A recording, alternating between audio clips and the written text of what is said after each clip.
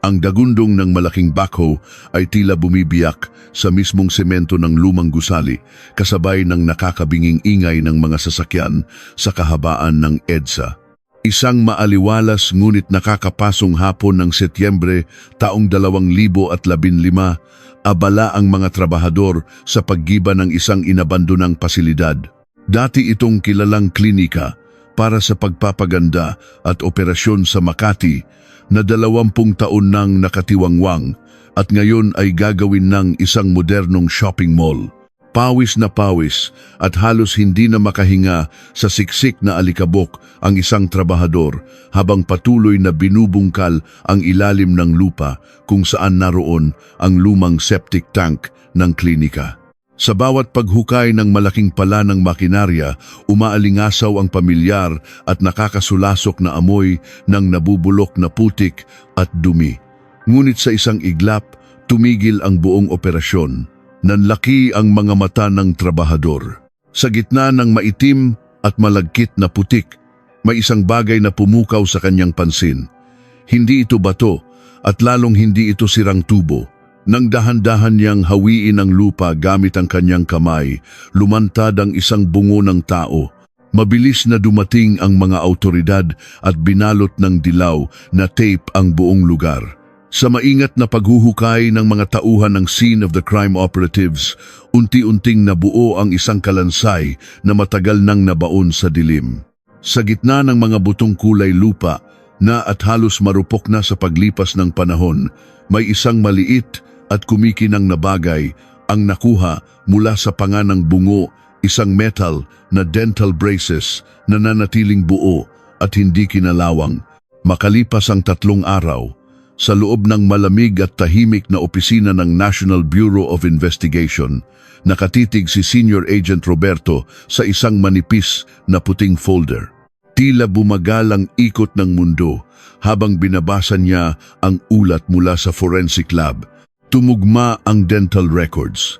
Ang kalansay na natagpuan sa ilalim ng mabaho at madilim na septic tank ay walang iba kundi si Maria Suarez. 20 taon na ang nakararaan, ang pangalang Maria Suarez ay naging laman ng mga usap-usapan. Isang 28 gulang na nurse na bigla na lang naglahong parang bula. Isang babaeng tinawag ng buong bansa bilang isang kawatan, isang taksil na nagbulsa ng milyon-milyong piso mula sa mismong pinagtatrabahuhan niyang klinika bago tumakas. 20 taon siyang isinumpa ng marami. 20 taon na pinaniwalaan ng lahat na nagpapakasarap siya sa ibang bansa gamit ang perang ninakaw niya. Ngunit ang katotohanan ay mas malagim pa sa anumang kasinungalingan. Hindi siya tumakas. 20 taon siyang nakabaon sa ilalim ng mismong gusaling pinagsisilbihan niya, malamig, nag-iisa at walang kalaban-laban. Napahilot si Roberto sa kanyang sentido habang inaalala ang lumang kaso na naganap noong Nobyembre ng taong 1995. Sariwa pa sa memorya ng pulisya ang salaysay ng direktor ng klinika na si Dr. Carlos. Ayon sa doktor, matapos ang night shift ni Maria, natuklasan na lamang nilang nawawala ang dalaga kasama ang lahat ng kanyang gamit. Ngunit ang nagdiin kay Maria ay ang testimonya ng isang bank teller. Eksaktong 7:00 ng umaga ng araw na mawala si Maria, pumasok siya sa isang malaking bangko. Ayon sa teller, malinaw na si Maria iyon. Nagpakita siya ng ID, siya mismo ang pumirma sa withdrawal slip. Ngunit may napansin ng teller na hindi niya malilimutan basang-basa ng pawis si Maria kahit napakalamig sa loob ng bangko. Namumutla ang kanyang mga labi at nanginginig ang kanyang mga kamay habang pilit na isinusulat ang kanyang pangalan. Nang tanungin kung ayos lang siya, tanging pag-iling at pilit na ngiti lamang ang isinagot nito. Kinuha niya ang lahat ng laman ng kanyang bank account, isang halagang napakalaki para sa isang ordinaryong nurse. Dahil sa ebidensyang ito, madaling napaniwala ang lahat sa kwento ni Dr. Carlos na matagal nang unti-unting ninanakawan ni Maria ang pondo ng ospital. Nang matunugan di umano ni Maria na bistado na siya, kinuha niya ang lahat ng kanyang pera upang tuluyang magtago. Ngunit walang sino man ang nakinig sa pagmamakaawa ni Mang Jose at Aling Rosa, ang matatanda at mahihirap na magulang ni Maria. Ramdam na ramdam pa rin ni Roberto ang hapdi sa boses ng ina ni Maria nang lumuhod ito sa harapan ng istasyon ng pulisya 2 dekada na ang nakalipas. Umiiyak at sumisigaw na nagsusumamo si Aling Rosa, iginigiit na ang kanyang anak ay isang mabuting tao, na ni minsan ay hindi ito nangupit kahit 1 sentimo, na namumuhay ito ng marangal at inilalaan ang bawat sahod para sa pamilya. Paano magagawang magnakaw ng isang taong hindi man lang makabili ng bagong damit para sa sarili? Ngunit walang nagawa ang mga luha nila laban sa malamig na ebidensya ng bangko. Isinara ang kaso at tinawag na pugante si Maria. Ngayon, hawak ni Roberto ang katotohanang babaligtad sa lahat.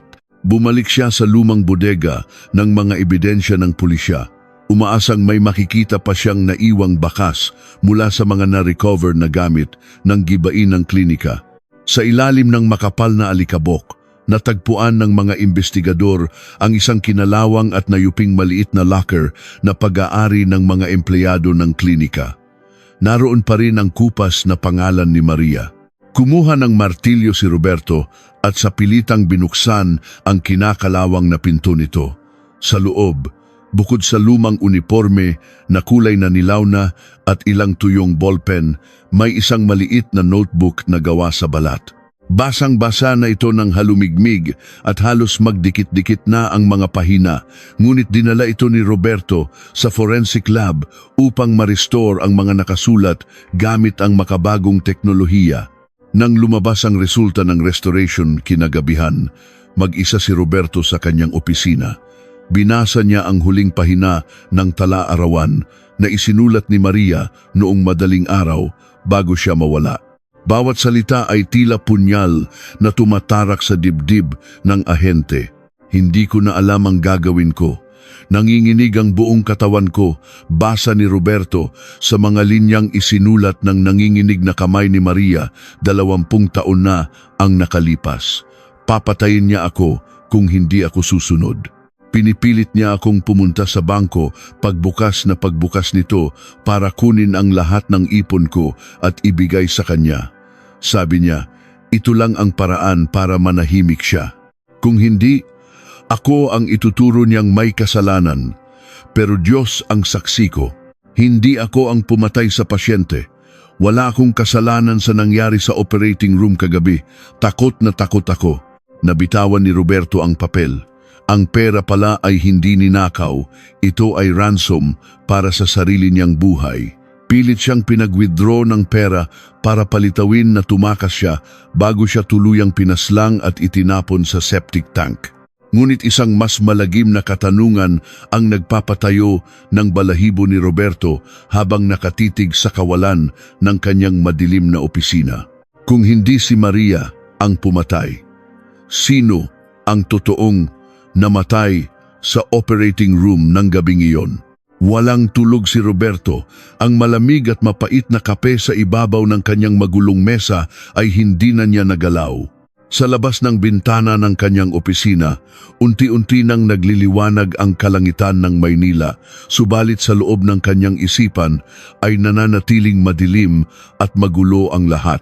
Paulit-ulit na naglalaro sa kanyang balintataw ang mga huling salitang isinulat ni Maria sa kanyang tala-arawan. Ang bawat letra ay tila sumisigaw ng paghingi ng saklolo mula sa hukay. May namatay sa operating room noong gabing iyon, at ang pagkamatay na iyon ang naging mitsa ng sariling buhay ng inosenteng nurse. Kinuha niya ang kanyang telepono at tinawagan ang hepe ng Records Division. Inutusan niya itong halungkatin ang lahat ng ulat ng mga nawawalang tao sa buong Metro Manila simula unang linggo ng Nobyembre, taong 1,975. Kung may isang pasyenteng namatay sa loob ng klinika ni Dr. Carlos at hindi na nakalabas ng buhay, tiyak na may pamilyang naghahanap dito. Makalipas ang ilang oras, isang lumang folder ang inilapag sa kanyang harapan. Kumabog ng malakas ang dibdib ni Roberto nang buklatin niya ito. Isang pamilyar na petsa ang bumulaga sa kanya. Nobyembre 15, isang araw bago maglahong parang bula si Maria. Ang pangalan sa ulat ay Elena Villanueva, 46 na taong gulang, asawa ng isang dating tanyag na negosyante sa Makati.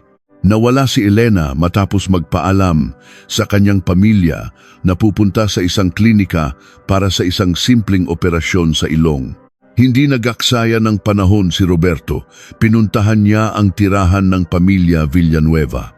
Inasahan niyang dadatnan niya ang isang malaki at marangyang bahay, subalit dinala siya ng lumang address sa isang masikip at sira-sirang apartment sa gilid ng Riles sa Quezon City. Ang negosyong ipinundar ng pamilya ay matagal nang bumagsak. Naubos ang lahat ng yaman sa 20 taong walang humpay na paghahanap at pagbabayad sa mga pribadong investigador na walang naibigay kundi mga peking pangako. Sinalubong siya ni Mang Arturo, ang asawa ni Elena. Isang matanda na hukot na ang likod, malalim ang mga mata at may bakas ng matinding pighati sa bawat guhit ng kanyang mukha. Nang magpakilala si Roberto bilang ahente ng NBI, at sabihing nag-iimbestiga siya tungkol sa nangyari noong Nobyembre ng 75, biglang bumagsak ang mga luha sa mga mata ng matanda. Tila ba 20 taon nitong pinigil ang pag-iyak at ngayon lamang nakahanap ng pag-asa. Nanginginig ang boses ni Mang Arturo nang balikan niya ang pinakamalagim na gabi ng kanyang buhay. Ipinaliwanag niyang 8:00 ng gabi ang nakatakdang operasyon ng kanyang asawa. Naghihintay siya sa bahay. Nakahanda pa ang biniling puto bumbong dahil paborito iyon ni Elena at papalapit na ang Pasko. Bandang 10:00 ng gabi, tumawag si Dr. Carlos. Napakakalmado ng boses ng doktor nang sabihin nitong naging matagumpay ang operasyon, subalit kailangan daw manatili ni Elena sa klinika magdamag upang maobserbahan ang blood pressure nito. Dahil nagtiwala sa tanyag na doktor, pumayag si Mang Arturo. Ngunit kinabukasan ng umaga, pagdating niya sa klinika upang sunduin ang asawa, sarado na ang buong gusali. Walang guwardiya, walang nurse, at nakakandado ang makapal na pinto ng salamin. Tinawagan niya ng paulit-ulit ang telepono ng klinika, ngunit walang sumasagot. Nang dumulog siya sa pulisya, pinagtawanan lamang siya ng mga investigador noon. Sinabihan siyang baka raw sumama sa ibang lalaki ang kanyang magandang asawa at ginawa lamang dahilan ang pagpapaopera para makatakas. 20 taon niyang dinala ang pangungutya ng lipunan habang gabi-gabi siyang binabangungot sa pag-aalala kung nasaan ang pinakamamahal niyang asawa. Nakakuyom ang mga kamao ni Roberto habang pinakikinggan ang salaysay ng matanda. 2 pamilya ang sinira ng iisang halimaw. Ang pamilya ng nurse na pinaratangang magnanakaw at ang pamilya ng pasyenteng pinaratangang nagtaksil. Parehong biktima ng isang malagim na pagtatakip. Nagpaalam si Roberto kay Mang Arturo at mabilis na pinaandar ang kanyang sasakyan pabalik sa lugar kung saan ginigiba ang lumang klinika. Unti-unti nang bumubuhos ang malakas na ulan, pinalalabo ang kanyang paningin sa kalsada, ngunit malinaw na malinaw sa kanyang isipan ang susunod na hakbang. Kung pinatay si Maria upang patahimikin, nangangahulugan lamang na hindi inilabas ni Dr. Carlos ang bangkay ng pasyente. Nasa loob pa rin ng gusaling iyon ang ebidensya ng kanyang kapalpakan. Pagdating sa construction site, pinigil niya ang mga trabahador na nooy naghahanda ng umuwi dahil sa lumalakas na ulan. Ipinatawag niya muli ang buong pangkat ng forensic team. Ipinag-utos niyang hukayin muli ang ilalim ng septic tank, lampas sa lalim kung saan natagpuan ang kalansay ni Maria.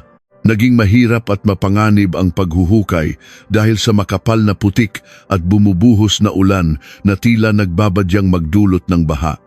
Basang-basa na ang lahat, ngunit walang sinuman ang nagreklamo. Nararamdaman nilang lahat na may isang kaluluwang naghihintay ng katarungan sa ilalim ng malamig na lupa. Matapos ang 3 oras na walang tigil na pagbubungkal, tumama ang pala ng isang investigador sa isang matigas na bagay na nakabalot sa makapal na itim na plastik na ginagamit sa mga basurahan ng ospital. Nang dahan-dahang punitin ng mga eksperto ang nabubulok na plastik, bumulaga sa kanila ang isa pang kalansay ng tao. Sa kanang hinlalaki ng mga buto nito, kumislap sa ilalim ng malakas na ilaw ng mga bumbilya ang isang gintong singsing na may maliit na diamante. Eksaktong-eksakto sa paglalarawan ni Mang Arturo sa singsing na suot ng kanyang asawa bago ito mawala. Napatayo si Roberto, ramdam ang panlalamig hindi dahil sa ulan kundi sa nakakakilabot na katotohanang nasa harapan niya ngayon. Pinatay ni Doktor Carlos ang pasyente sa operating room at nang masaksihan ito ni Maria, pinilit nitong kunin ang pera ng dalaga upang palabasing tumakas ito bago tuluyang pinaslang ang inosenteng nurse upang walang makapagsalita. Ngunit habang tinititigan ni Roberto ang mga litrato ng forensic team sa loob ng kanyang sasakyan upang makaiwas sa ulan, tumunog ang kanyang telepono. Galing sa laboratorio ang tawag. May nadiskubre silang bagong pahina mula sa talaarawan ni Maria na ngayon lang tuluyang nalinaw ng kemikal. Pinakinggan ni Roberto ang ulat ng technician mula sa kabilang linya. Binasa nito ang huling linya na na-restore mula sa notebook ng nurse. Nang magsimulang mag-agaw buhay ang pasyente, basa ng technician sa nanginginig na tinig, sumigaw si Dr. Carlos at pinagmura ang lalaking may hawak ng scalpel. Hindi si Dr. Carlos ang nag-opera. Isang lalaking nakamaskara na dumaan sa likod ng klinika ang gumawa ng lahat. Siya ang pumatay sa pasyente. At ngayon, nakatingin siya sa akin. Nanigas si Roberto sa kanyang kinauupuan. Hindi si Dr. Carlos ang pumatay kay Elena. Isang ghost surgeon o peking doktor na inupahan ng patago ang totoong may hawak ng kutsilyo. At nang ipasok niya sa database ng NBI ang nakuhang pangalan ng lalaking madalas bumisita sa klinika ni Dr. Carlos ng patago, ang mukhang lumabas sa screen ng kanyang computer ay nagpatindig ng lahat ng balahibo sa kanyang katawan. Kilalang kilala niya ang lalaking ito. Nakatitig lamang si Roberto sa maliwanag na screen ng kanyang computer. Tila umurong ang lahat ng dugo sa kanyang katawan at nanlamig ang kanyang mga kamay. Ang mukhang nakangiti sa kanya mula sa database ng NBI ay hindi isang pangkaraniwang kriminal na nagtatago sa mga iskinita ng Maynila. Ang mukhang ito ay nakikita niya araw-araw sa mga naglalakihang billboard sa kahabaan ng yaman ng Makati, sa mga pabalat ng mga sikat na magasin at sa mga balita sa telebisyon tuwing gabi.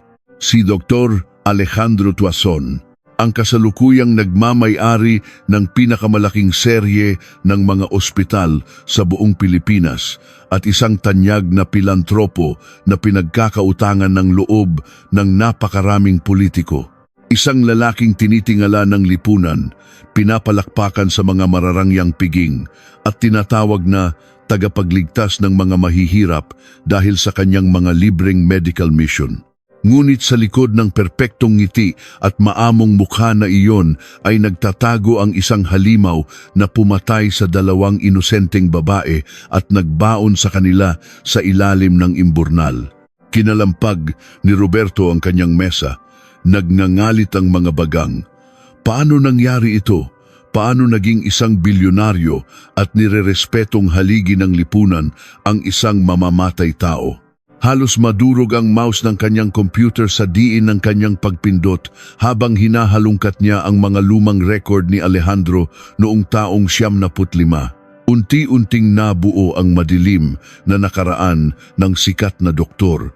Bago naging tanyag si Alejandro, isa lamang siyang baguhang siruhano na nabalot ng iskandalo. 6 na buwan bago ang malagim na gabi ng Nobyembre, sinuspinde ang lisensya ni Alejandro ng medical board dahil sa pagkakasangkot nito sa ipinagbabawal na gamot at patong-patong na utang sa sugal. Bagsak, walang pera at desperado.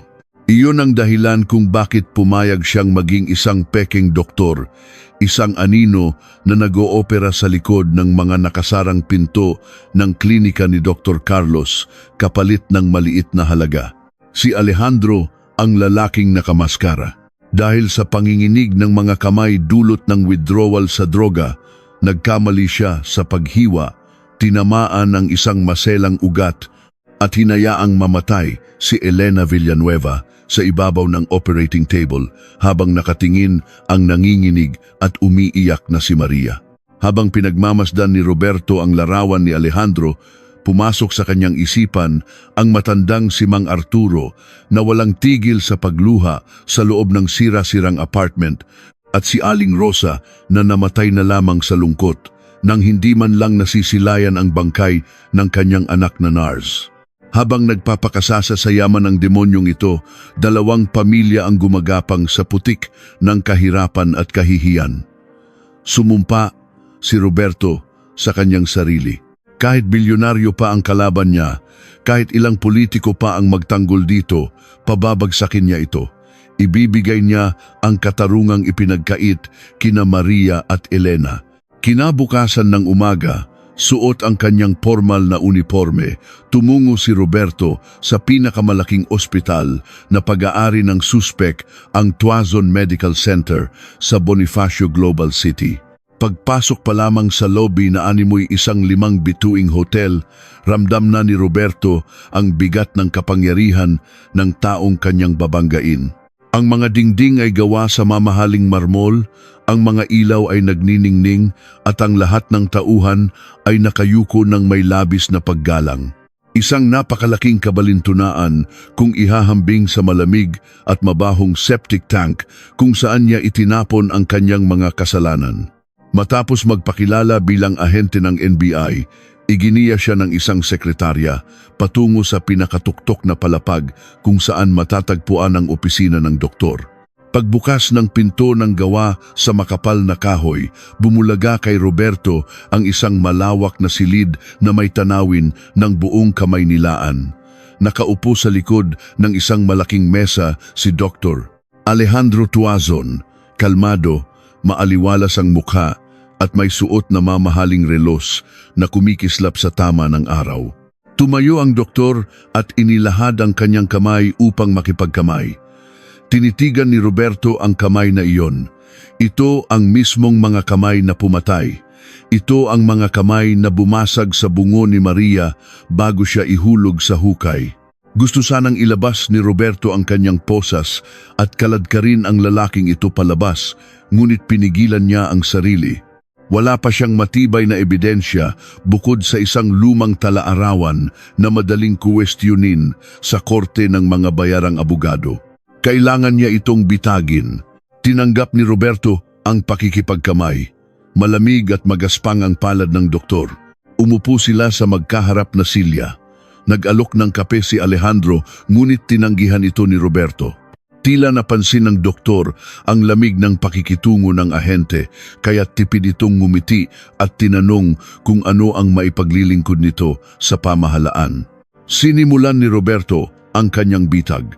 Sinabi niyang nag-iimbestiga siya tungkol sa isang lumang kaso na nangyari 20 taon na ang nakalipas sa isang maliit na klinika sa Makati, ang klinika ni Dr. Carlos.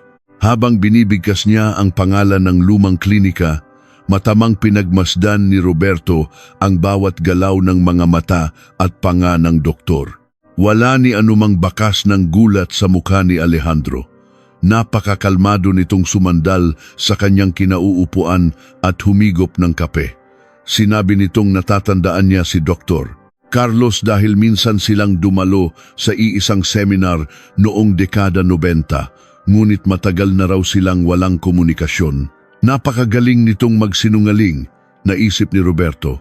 Sanay na sanay itong itago ang kanyang mga demonyo. Nagpatuloy si Roberto. Ibinunyag niyang may natagpuan silang 2 kalansay sa ilalim ng septic tank ng nasabing gusali. Sinadya niyang ibaba ang kanyang boses, ginagawang mabigat at nanunuot ang bawat salita. Ikinuwento niya kung paano kinilala ang unang kalansay bilang si Maria Ang nurse na naparatangang magnanakaw at ang pangalawa ay isang pasyenteng hindi na nakauwi. Sa pagkakataong ito, nakita ni Roberto ang bahagyang pagtigil ng paghinga ng doktor. Isang napakabilis na reaksyon na tanging isang bihasang investigador lamang ang makakapansin. Ang kislap sa mga mata ni Alejandro ay napalitan ng isang malamig at nakakamatay na titig. Tinanong ni Roberto si Alejandro kung may kilala ba itong mga doktor na palihim na nag-oopera para kay Dr. Carlos noong mga panahong iyon. Sinabi niyang may nakita silang lumang logbook at naroon ang pangalan ni Alejandro bilang isang bisita. Dahan-dahang ibinaba ni Alejandro ang kanyang tasa ng kape sa ibabaw ng mesa. Ang kanyang maamong ngiti ay tuluyan ng naglaho. Tumitig ito ng diretso sa mga mata ni Roberto, isang titig na tumatagos hanggang sa kaluluwa. Sinabi nitong posibleng dumaan lamang siya roon upang humingi ng tulong medikal dahil kaibigan niya ang may-ari, ngunit wala siyang alam sa anumang operasyon, lalo na't suspendido ang kanyang lisensya noong mga panahong iyon. Tumayo si Roberto, batid niyang hindi aamin ang isang halimaw sa unang paghaharap. Sinabi niyang babalik siya kung sakaling may mga karagdagang katanungan at nagpasalamat sa oras ng doktor. Naglakad siya patungo sa pintuan, pinihit ang busol at akmang bubuksan na ito nang biglang magsalita si Alejandro mula sa kanyang likuran. Ang boses ng doktor ay hindi na kasing amo kanina. Malamig ito, mababa at nagtataglay ng isang nakakakilabot na babala. Binanggit ni Alejandro na nabalitaan daw niyang napakagaling na ahente ni Roberto. Nabalitaan din daw niyang may asawa itong nagtuturo sa isang pampublikong paaralan sa Quezon City at isang 7 taong gulang na anak na babae na mahilig magbisikleta tuwing hapon sa parke malapit sa kanilang bahay. Nanigas ang buong katawan ni Roberto. Kumabog ng napakalakas ang kanyang dibdib at tila umakyat lahat ng dugo sa kanyang ulo. Hinarap niya si Alejandro. Nakatayo na ngayon ang doktor sa tabi ng salamin niyang bintana. Nakangiti habang pinagmamasdan ang mga maliliit na sasakyan sa ibaba. Paano nalaman ng demonyong ito ang mga personal na detalye ng kanyang pamilya kung ngayon lamang sila nagkaharap? Sino ang nagbibigay ng impormasyon kay Alejandro mula sa loob mismo ng NBI? Nang isara ni Roberto ang makapal na pintuan ng opisina ni Dr. Alejandro Tuazon, pakiramdam niya ay gumuho ang buong mundo sa kanyang mga balikat. Halos hindi siya makahinga habang naglalakad sa mahaba at tahimik na pasilyo ng ospital. Ang bawat hakbang niya sa makinis na marmol ay tila umaalingaw-ngaw, hinahabol siya ng mga demonyong nagtatago sa likod ng mga perpektong ngiti ng bilyonaryong doktor. Wala siyang pakialam sa mga nagtitinginang nurse at guwardiya nang magsimula siyang tumakbo patungo sa elevator. Pagpasok sa loob ng elevator, doon lamang niya naramdaman ang matinding panginginig ng kanyang mga tuhod. Isinandal niya ang kanyang ulo sa malamig na salamin. Ang mga salita ni Alejandro ay paulit-ulit na umiikot sa kanyang utak, tila isang sumpa na unti-unting kumikitil sa kanyang katinuan. Isang 7 taong gulang na anak na babae na mahilig magbisikleta tuwing hapon sa parke. 4:00 na ng hapon. Ito ang eksaktong oras ng paglabas ng kanyang anak na si Maya mula sa paaralan at madalas itong idinadaan ng kanyang asawang si Clara sa kalapit na parke sa Quezon City bago sila umuwi upang maglaro. Kinuha niya ang kanyang telepono. Nanginginig ang kanyang mga daliri, halos hindi maitapat sa mga tamang numero habang idinidiyal ang numero ni Clara. 3 ring, 4 na ring. Walang sumasagot. Bawat segundong lumilipas ay tila patalim na unti-unting ibinabaon sa kanyang dibdib. Sumagot ka, Clara. Parang awa mo na, bulong niya sa sarili habang mariing nakapikit. Dinadasal na sana ay naiwan lamang ng asawa ang telepono sa loob ng bag nito. Sa wakas, narinig niya ang boses ng kanyang asawa sa kabilang linya. May halong pagtataka ang tono nito dahil hindi ugali ni Roberto ang tumawag sa kalagitnaan ng kanyang operasyon at trabaho sa NBI. Walang paligoy-ligoy at pilit na pinapakalma ang nanginginig na boses, inutusan ni Roberto ang asawa na kunin si Maya at huwag na huwag nang dumaan sa parke. Ipinag-utos niyang umuwi kaagad sa bahay, isara ang lahat ng pinto at bintana at huwag bubuksan kahit na kanino hanggat hindi siya mismo ang dumating. Naramdaman ni Clara ang matinding takot at pagmamadali sa boses ng asawa kaya't hindi na ito nagtanong pa. Sumang-ayon ito ng may panginginig at sinabing papauwi na sila sakay ng isang tricycle. Paglabas ng ospital, sumakay agad si Roberto sa kanyang sasakyan at pinaharurot ito palabas ng Bonifacio Global City. Ngunit tila hindi nakikiayon ang tadhana sa kanyang pagmamadali.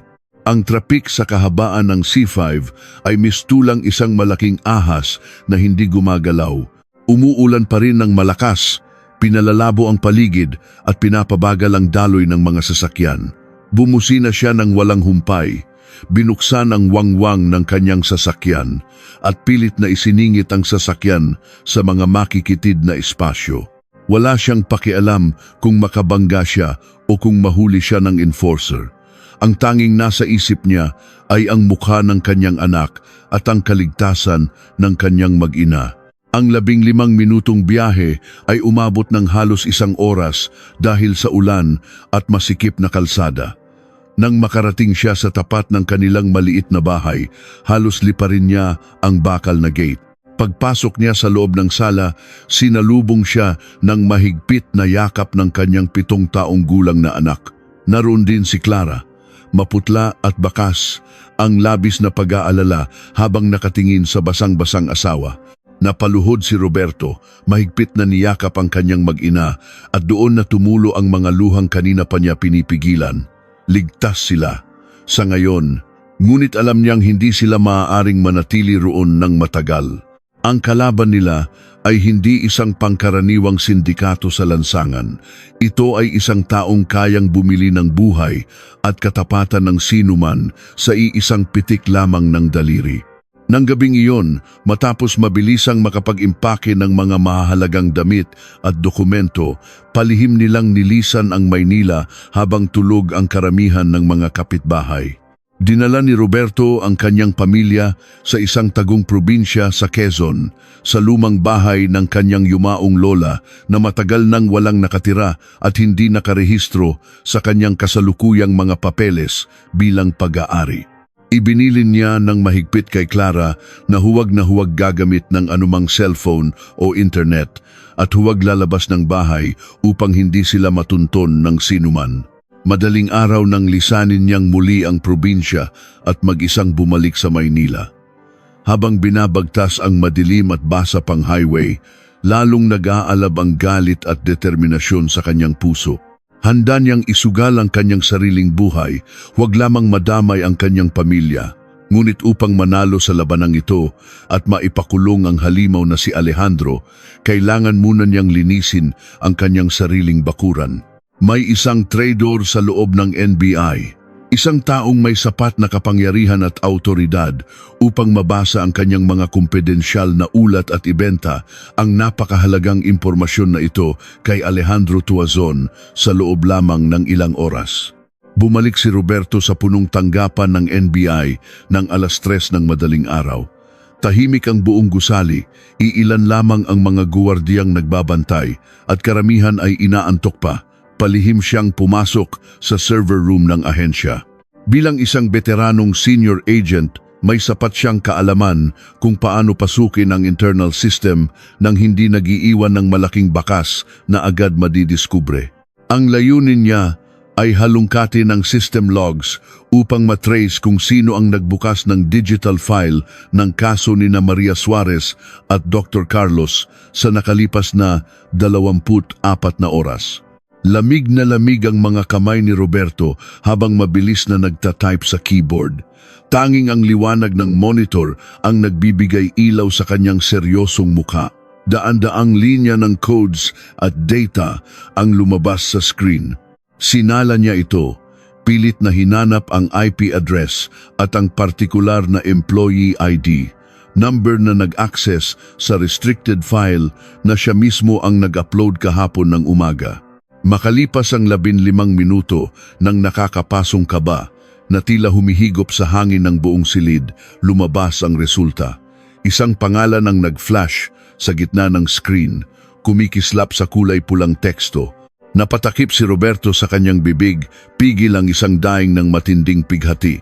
Parang pinukpok ng maso ang kanyang dibdib at nanghina ang kanyang mga tuhod. Hindi siya makapaniwala sa pangalang nakasulat sa kanyang harapan. Ang taong nagbenta sa kanya, ang taong naglagay sa buhay ng kanyang asawa at anak sa bingit ng kamatayan para sa pera, ay ang mismong taong nagturo sa kanya ng lahat ng alam niya sa pagiging tapat na pulis. Ang taong tumayong ninong ng kanyang anak sa binyag. Ang kanyang sariling hepe na tinitingala ng buong ahensya, si Director Manuel Ramirez.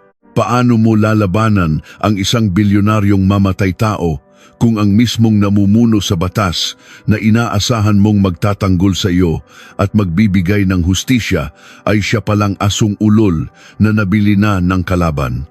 Tila tumigil ang pag-ikot ng mundo sa loob ng malamig at madilim na server room ng NBI. Tanging ang mahinang ugong ng mga malalaking makina at ang mabilis na pagtibok ng sarili niyang puso ang naririnig ni Roberto. Nakapako ang kanyang mga paningin sa pulang teksto na patuloy na kumikislap sa screen ng computer, Director Manuel Ramirez. Ang pangalan ng kanyang hepe, ang lalaking naging pangalawang ama niya sa loob ng ahensya, ang mismong taong nagturo sa kanya kung paano lumaban para sa tama at ipagtanggol ang mga walang kalaban-laban. Isang matinding kirot ang sumaksak sa dibdib ni Roberto, tila pinipiga ang kanyang baga kaya't halos hindi siya makahinga. Bumalik sa kanyang alaala ang araw ng binyag ng kanyang anak na si Maya. Buong kapurihan pang binuhat ni Director Ramirez ang sanggol, nakangiti ng napakatamis habang nangangakong magiging gabay ito ng bata habang buhay. Ngayon, ang mismong ninong na iyon ang nagbenta sa impormasyon ng kanyang mag-ina sa isang walang awang mamamatay tao, pera at kapangyarihan. Iyon lamang pala ang katapat ng lahat ng prinsipyo at sumpaan sa ngalan ng batas. Nanginginig ang mga kamay ni Roberto, ngunit pinilit niyang kontrolin ang kanyang sarili. Wala siyang oras upang magluksa sa pagkamatay ng kanyang tiwala.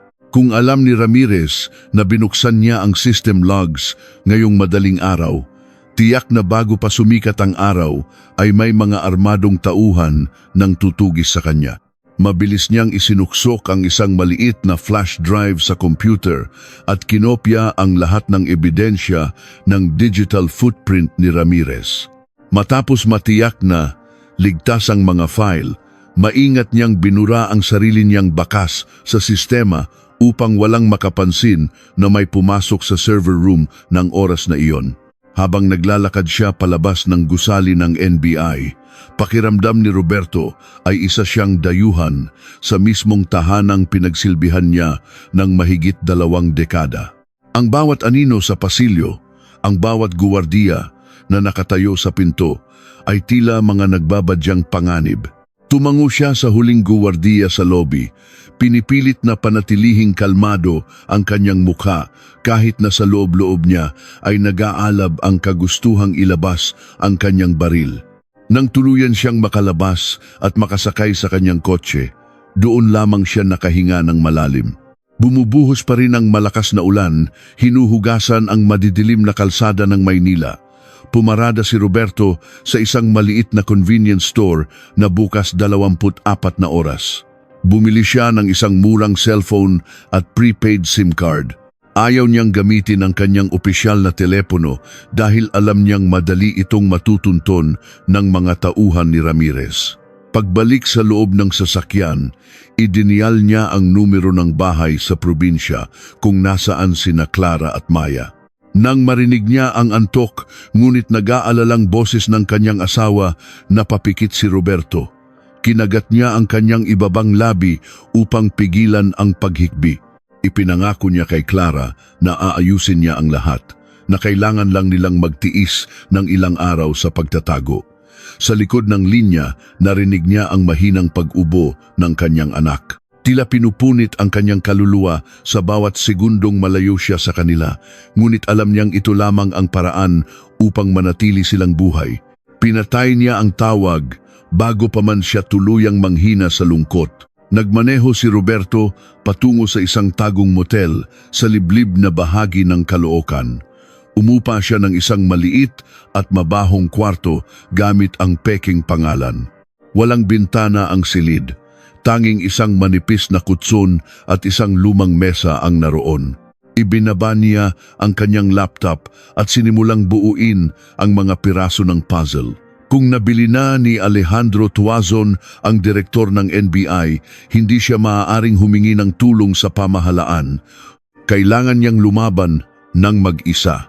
Kailangan niyang hanapin ang pinakamahinang bahagi ng pader na itinayo ng bilyonaryo. Muli niyang binuksan ng lumang kaso noong taong 1975. Nakatuon ngayon ang kanyang pansin sa unang direktor ng klinika, si Dr. Carlos. Ayon sa opisyal na ulat, umalis si Dr. Carlos patungong Amerika matapos ang iskandalo kay Maria at hindi na kailanman bumalik. Ngunit matapos malaman ang kawalang hiyaan ni Alejandro Tuazon at ang kakayahan nitong magpapatay at magtago ng bangkay, isang malagim na teorya ang nabuo sa isipan ni Roberto. Kung pinatay si Maria dahil saksi siya sa kapalpakan ni Alejandro, bakit hahayaan ni Alejandro na mabuhay si Dr. Carlos na siyang pangunahing kasabwat at nakakaalam ng lahat ng lihim? Gamit ang mga ninakaw na access codes mula sa server ng NBI, palihim na pinasok ni Roberto ang malawak na database ng Bureau of Immigration. Hinanap niya ang mga record ng pag-alis at pagdating ni Dr. Carlos mula Nobyembre ng 75 hanggang sa kasalukuyan. Tahimik siyang naghintay habang naglo-load ang pahina. Nang lumabas ang resulta sa screen, napanganga si Roberto. Walang record. Walang anumang selyo ng pag-alis sa pasaporte ni Dr. Carlos noong taong iyon at maging sa mga sumunod na dekada. Hindi kailanman umalis ng Pilipinas ang doktor. Ang kwento ng kanyang paglipad patungong Amerika ay isa lamang malaking kasinungalingan upang pagtakpan ang kanyang biglaang pagkawala. Mabilis na nag-type ang mga nanginginig na daliri ni Roberto, hinahanap ngayon ang lahat ng ari-arian na nakapangalan kay Dr. Carlos sa asawa nito at maging sa mga dummy corporations na konektado kay Alejandro Tuazon.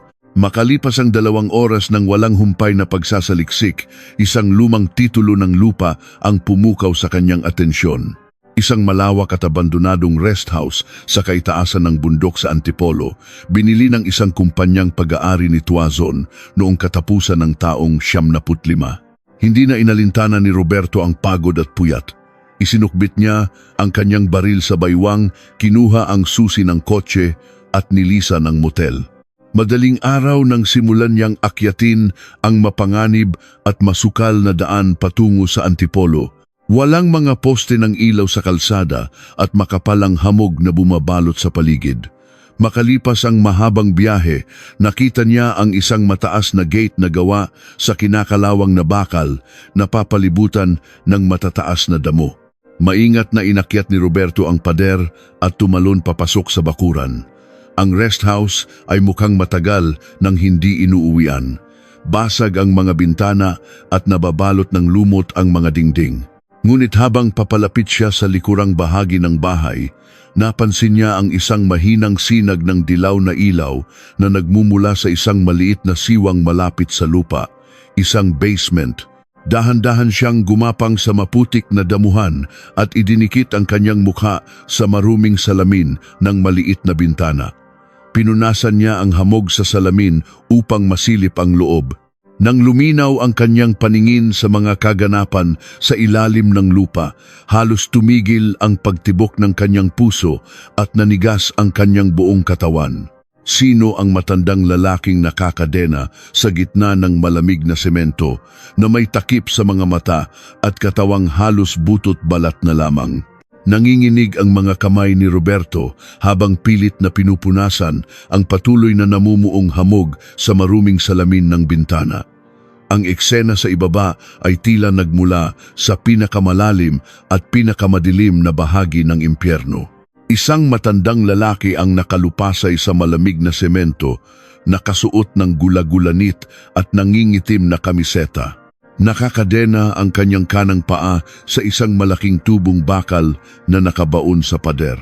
Nakapiring ang kanyang mga mata gamit ang isang maruming basahan at ang kanyang katawan ay halos butot balat na lamang, tanging paghinga na lang ang nagpapatunay na siya ay buhay pa. Dahan-dahang umatras si Roberto. Umikot siya patungo sa likurang pintuan ng rest house. Gamit ang dulo ng kanyang baril at buong lakas na tinadyakan, nawasak niya ang kinakalawang na doorknob ng lumang pinto. Bumungad sa kanya ang isang makipot at madilim na hagdanan pababa sa basement. Bawat hakbang niya pababa ay sinasabayan ng nakakasulasok na amoy ng ihi, dumi at nabubulok na kahoy. Nang tuluyan siyang makababa, napansin ng matandang nakakadena ang presensya ng ibang tao. Bigla itong nanginig ng matindi, nagpupumiglas at umatras hanggang sa sumandal ang kanyang nanginginig na likod sa malamig na pader. Tinaas nito ang kanyang nanginginig na mga kamay na animoy na nanggalang sa mga inaasahang hampas. Nagmamakaawa ang basag at paos nitong boses. Rinig na rinig ang panginginig ng kanyang ngipin.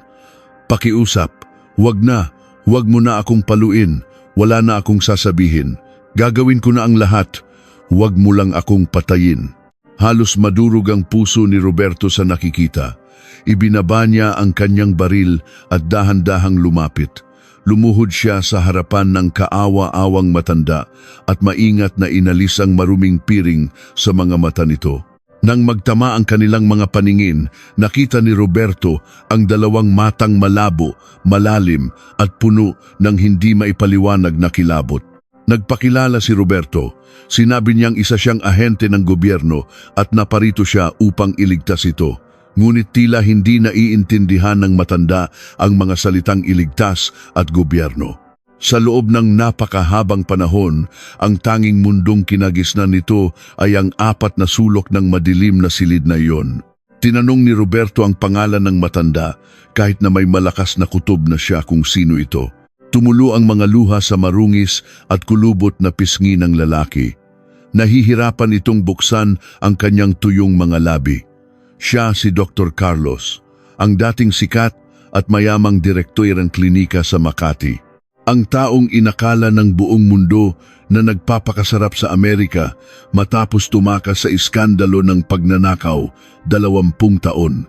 20 taon siyang nakabaon ng buhay sa silid na iyon, hindi nasisilayan ng araw, pinapakain lamang ng tira-tira tulad ng isang asong ulol upang hindi mamatay. Hindi makapaniwala si Roberto sa mga naririnig. Hinawakan niya ang balikat ni Dr. Carlos at tinanong kung bakit ginawa ito ni Alejandro Tuazon sa kanya. Bakit hindi na lamang siya nito pinatay tulad ng ginawa nito kina Maria at Elena? Sa pagbanggit ng pangalan ni Alejandro, isang matinding galit at hinagpis ang bumalot sa mukha ni Dr. Carlos. Ikinuwento nito ang malagim na katotohanan ng pagtataksil. Matapos nilang ibaon ang 2 bangkay sa septic tank noong gabi ng Nobyembre, pinangakuan siya ni Alejandro na aayusin nito ang kanyang paglipad patungong Amerika upang makapagsimula ng bagong buhay. Nagtiwala siya. Ibinigay niya ang lahat ng karapatan at ari-arian ng klinika kay Alejandro bilang kapalit ng tulong. Ngunit sa mismong gabi bago ang kanyang inaasahang pag-alis, inimbitahan siya ni Alejandro sa isang hapunan at nilagyan ng matapang na pampatulog ang kanyang inumin. Nagising na lamang si Dr. Carlos na nakakadena na sa mismong basement na iyon. Hindi siya maaaring patayin ni Alejandro dahil may hawak siyang isang lihim na labis na kinatatakutan ng bilyonaryong doktor. Bago pa man ang malagim na operasyon, palihim na ni-record ni Dr. Carlos ang isang usapan nila ni Alejandro kung saan pilit na nanghihingi ng malaking pera ang nooy baon sa utang na si Alejandro at nagbabantang gagawa ng eskandalo kapag hindi pinagbigyan. Isang maliit na cassette tape na naglalaman ng boses ni Alejandro na umaamin sa kanyang mga kasalanan at pagka-adik sa droga. Ibinilin ni Dr. Carlos ang tape na iyon sa isang safety deposit box sa isang maliit na bangko sa Maynila na nakapangalan sa isang peking tao at mabubuksan lamang gamit ang isang susi. Pinilit siyang pahirapan ni Alejandro sa loob ng 2 dekada upang makuha ang susing iyon at ang lokasyon ng bangko. Tuwing linggo ay binibisita siya ni Alejandro o ng mga pinagkakatiwalaang tauhan nito upang bugbugin at pagmalupitan hanggang sa mapilitan siyang magsalita. Ngunit alam ni Dr. Carlos na sa oras na ibigay niya ang susi, iyon na rin ang katapusan ng kanyang buhay. Ang lihim na iyon ang tanging nagpapanatili sa kanyang humihinga. Hinawakan ni Dr. Carlos ang kwelyo ng damit ni Roberto gamit ang kanyang nanginginig na mga daliri. Ibinulong nito na naroon pa rin ang susi, nakatago sa isang lugar na hindi kailanman maiisip ni Alejandro na halungkatin. Nakabaon ito sa loob ng sariling balat ni Dr. Carlos sa ilalim ng isang lumang hiwa sa kanyang hita na siya mismo ang nanahi gamit ang isang kinalawang nakarayom noong mga unang buwan ng kanyang pagkakakulong. Nanlaki ang mga mata ni Roberto. Ang katibayang magpapatumba sa bilyonaryong mamamatay tao ay nasa mismong harapan na niya.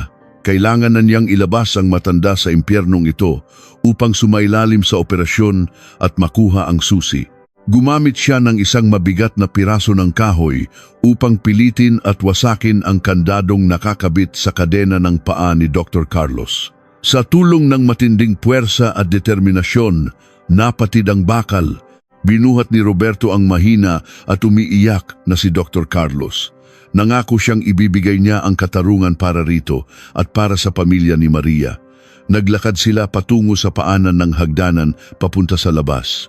Ngunit bago pa man sila makaakyat sa unang baitang, isang matalim na liwanag ang pumasok mula sa maliit na bintana ng basement. Liwanag ng mga headlight ng magkakasunod na sasakyan. Narinig ni Roberto ang pamilyar na tunog ng pagyapak ng mga mabibigat na bota sa batuhan sa itaas, kasunod ang pagkalampag ng bakal na gate na sapilitang binubuksan.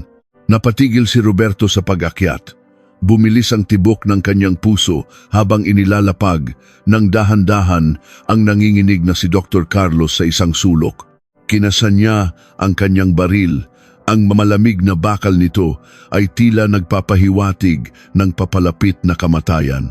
Sinong dumating sa gitna ng madaling araw at paano nila natunton ang tagong lugar na ito gayong maingat na binura ni Roberto ang lahat ng kanyang bakas. Mabilis na kinaladkad ni Roberto ang nanghihinang si Dr. Carlos patungo sa pinakamadilim na sulok ng silong sa likuran ng mga naglalakihang bariles na gawa sa makapal na kahoy na dati sigurong pinag-iimbakan ng alak. Halos hindi na makahinga ang matanda dahil sa labis na takot at panghihina, kaya't mariing tinakpan ni Roberto ang bibig nito gamit ang kanyang kamay upang pigilan ang anumang daing. Nakinig siya ng mabuti. Ang mga yabag sa itaas ay mabibigat, mabilis at tila planado ang bawat galaw. Hindi ito mga ordinaryong kriminal sa lansangan o mga bayarang tauhan ng sindikato. Ang pormasyon ng kanilang paglalakad at ang paraan ng paghalughog nila sa bawat silid sa itaas ay pamilyar na pamilyar kay Roberto, mga ahente ng gobyerno. Mga kapwa niya alagad ng batas na nabili na ng kapangyarihan ni Alejandro. Isang nakakapasong katanungan ang naglalaro sa isipan ni Roberto habang nakasandal sa malamig na pader ng silong. Paano nila siya natunton ng ganoon kabilis? Maingat siyang nagmaneho, gumamit ng sirang sasakyan at iniwan ang kanyang opisyal na telepono. Hanggang sa may napagtanto siya na tila sumuntok sa kanyang sikmura. Ang aparatong palihim na ipinakabit ni Director Ramirez sa sasakyan ng lahat ng matataas na ahente noong nakaraang buwan na ang dahilan daw ay para sa pambansang seguridad.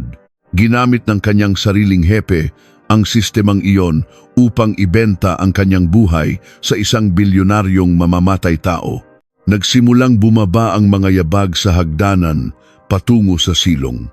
Ang matatalim na liwanag mula sa kanilang mga hawak na ilawan ay nagsimulang humiwa sa dilim, naghahanap ng anumang bakas. Sumuko ka na, Roberto. Umalingaw-ngaw ang isang malamig na boses mula sa paanan ng hagdan. Nakagat ni Roberto ang kanyang ibabang labi. Kilala niya ang boses na iyon. Ito ay si Agent Diaz, ang nakababata niyang kasamahan na madalas niyang katuwang sa mga pinakamapanganib na misyon. Ang lalaking minsang itinuring niyang nakababatang kapatid sa loob ng ahensya. Wala ka ng kawala, Roberto, patuloy ni Diaz.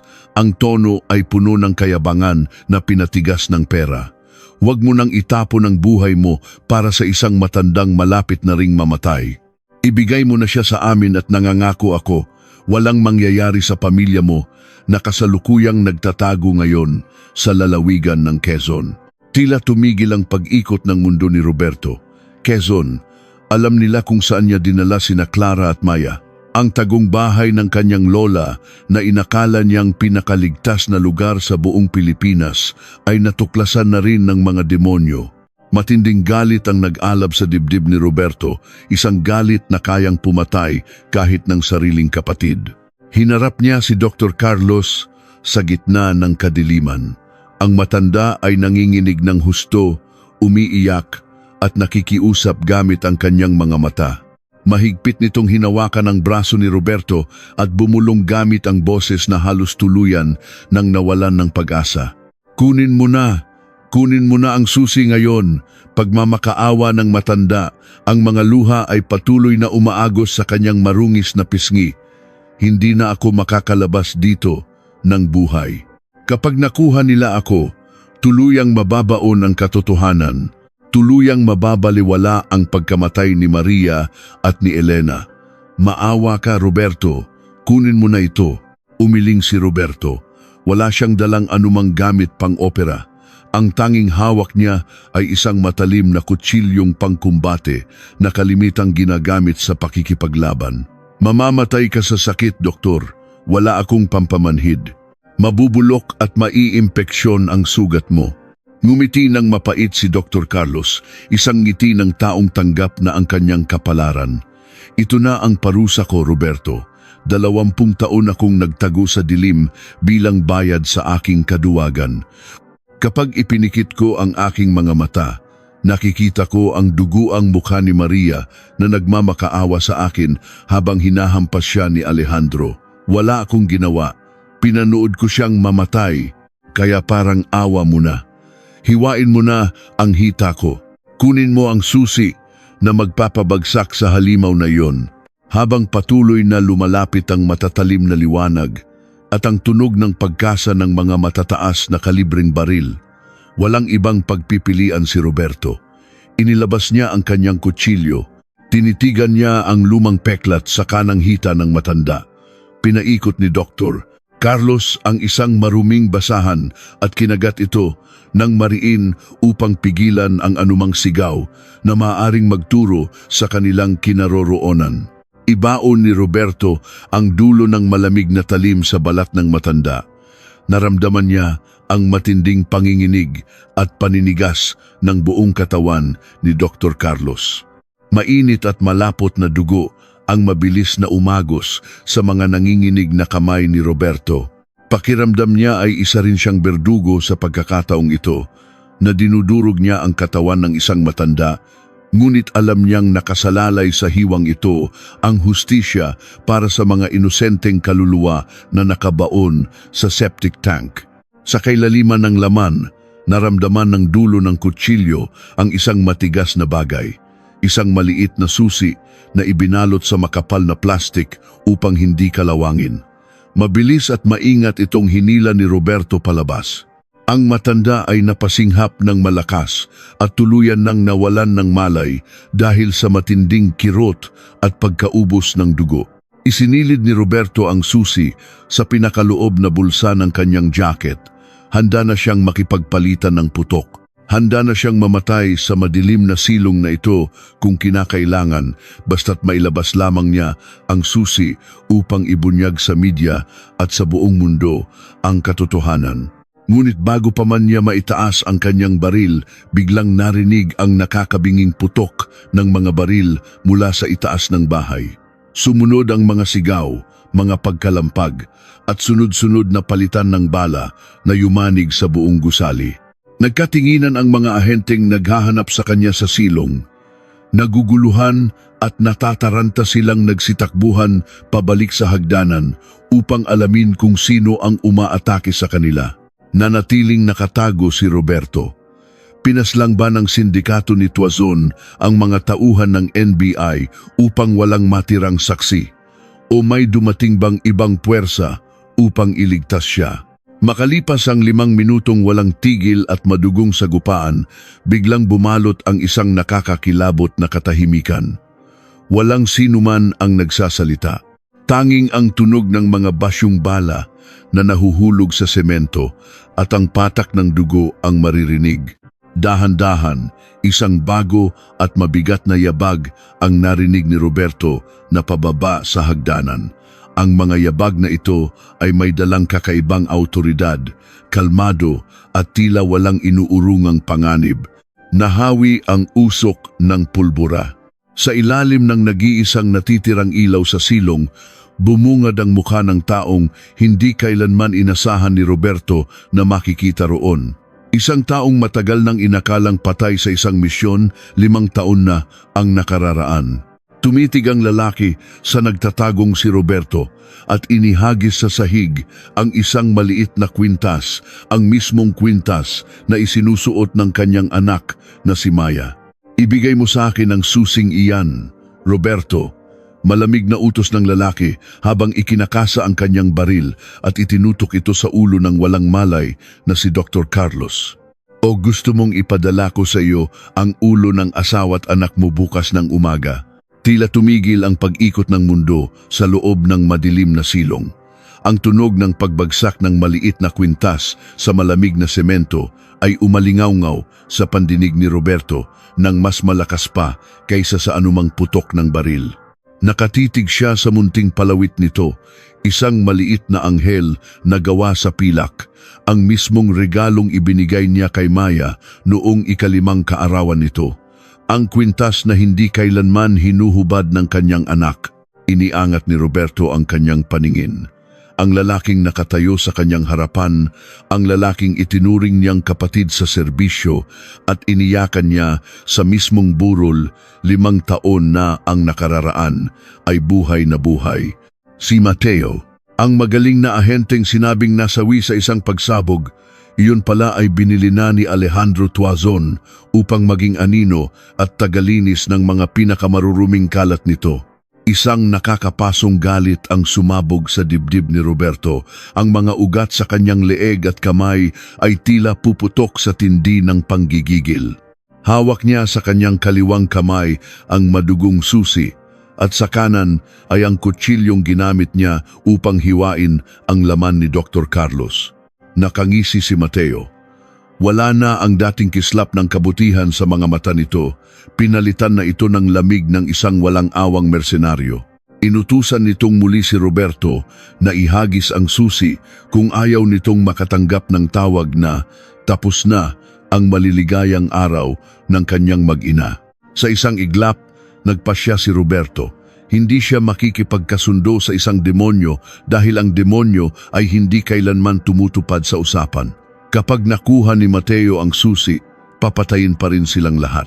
Umaktong ihahagis ni Roberto ang susi, ngunit sa halip na sa direksyon ni Mateo, ibinato niya ito sa pinakamadilim at pinakamalalim na bahagi ng silong sa likod ng mga nabubulok na bariles. Napalingon ng wala sa oras si Mateo upang sundan ng tingin ang lumilipad na bagay. Iyon ang ginamit na pagkakataon ni Roberto Tila isang nag-aamok na leon, dinaluhong ni Roberto ang dating kaibigan. Bumaon ang kanyang balikat sa dibdib ni Mateo, dahilan upang tumilapon ang baril nito sa sahig. Nagpambuno sila sa gitna ng putik, dugo at dumi. Bawat suntok, bawat sipa ay may dalang bigat ng 20 taong kawalang katarungan at ang labis na pagmamahal ng isang ama sa kanyang pamilya. Ginamit ni Mateo ang kanyang lakas upang sakalin si Roberto, ngunit sa huling sandali ng pag-agaw sa kanyang hininga, itinarak ni Roberto ang matalim na kutsilyo sa mismong hita ni Mateo, eksakto sa pwesto kung saan niya hiniwa si Dr. Carlos. Napasigaw sa matinding sakit si Mateo at napabitaw. Mabilis na gumanti si Roberto ng isang napakalakas na suntok sa panga nito, dahilan upang tuluyan itong mawalan ng malay. Hingal na hingal si Roberto, duguan ang kanyang mukha at punit-punit ang kanyang damit. Gumapang siya patungo sa dilim upang kapain ang susi. Nang mahawakan niya ang maliit na bakal, naramdaman niya ang isang malamig na kamay na pumigil sa kanyang braso. Si Dr. Carlos, ang matanda ay nakangiti, isang ngiting puno ng kapayapaan na hindi nito naramdaman sa loob ng 2 dekada. Pilit nitong ibinuka ang mga tuyong labi. Nagpasalamat itong naramdaman niyang muli siyang naging isang tao bago siya tuluyang lisanin ng kanyang hininga. Dahan-dahang pumikit ang mga mata ni Dr. Carlos at ang kanyang dibdib ay tuluyan ng huminto sa paggalaw. Namatay siyang malayo sa mga kadena ni Alejandro. Pinulot ni Roberto ang kwintas ng kanyang anak at mahigpit itong ikinuyom sa kanyang palad. Kinuha niya ang baril ni Mateo at tahimik na umakyat sa hagdanan. Walang natira sa itaas kundi ang mga nakabulagta at dugo ang tauhan ni Tuazon at ng NBI. Nagpatayan sa labas marahil dahil sa hindi pagkakaunawaan nang dumating si Mateo. Ginamit niya ang isa sa mga nakaparadang sasakyan upang lisanin ang isinumpang bundok na iyon. 8:00 ng umaga kinabukasan, eksaktong pagbukas ng isang maliit na bangko sa Binondo, pumasok ang isang duguan at pagod na lalaki. Ginamit ni Roberto ang susi upang buksan ang safety deposit box na 20 taong hindi nagalaw.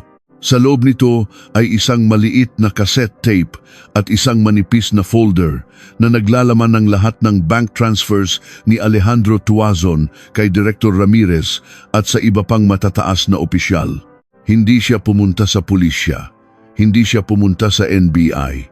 Alam niyang lahat ng ahensya ay may nakatanim na galamay ng kalaban. Sa halip, dumiretso siya sa pinakamalaking istasyon ng telebisyon sa bansa at itinutok ang kanyang baril sa mga guwardiya upang makapasok ng direkta sa live broadcasting room ng pinakasikat na news anchor. Sa harap ng milyon-milyong manonood sa buong Pilipinas, isinalang ang cassette tape. Umalingaw-ngaw ang boses ng isang batang Alejandro Tuazon, tumatawa habang inaalok si Doktor Carlos na ibaon ang mga bangkay sa septic tank kapalit ng pera at katahimikan. Ipinakita sa buong bansa ang mga dokumento, ang katiwalian at ang pagtataksil ng mismong hepe ng NBI. Sa loob lamang ng ilang oras, bumagsak ang imperyo ng bilyonaryong mamamatay tao. Pinasok ng pinagsanib na puwersa ng militar at mga tapat na pulis ang ospital ni Alejandro. Nakaposas na inilabas ang lalaking dating itinuturing na Diyos ng medisina habang binabato ng mga tao sa labas. Si Director Ramirez ay natagpuang nagpakamatay sa loob ng kanyang sariling opisina bago pa man siya maaresto. 1 linggo ang lumipas. Sa isang tahimik na dalampasigan sa lalawigan ng Palawan, malayo sa ingay ng Maynila, nakatayo si Roberto habang pinapanood ang paglubog ng araw. Sa kanyang tabi ay si Clara at sa hindi kalayuan ay masayang nagtatakbo si Maya, suot muli ang kanyang kwintas na pilak. Ligtas sila. Nabigyan na ng katarungan sina Maria at Elena. Ang mga bangkay nila ay naibigay na sa kanilang mga kaanak upang mabigyan ng maayos at marangal na libing. Pakiramdam ni Roberto ay tapos na ang kanyang misyon. Nagbitiw siya sa NBI at piniling mamuhay ng tahimik kasama ang pamilya sa ilalim ng mga bagong pangalan.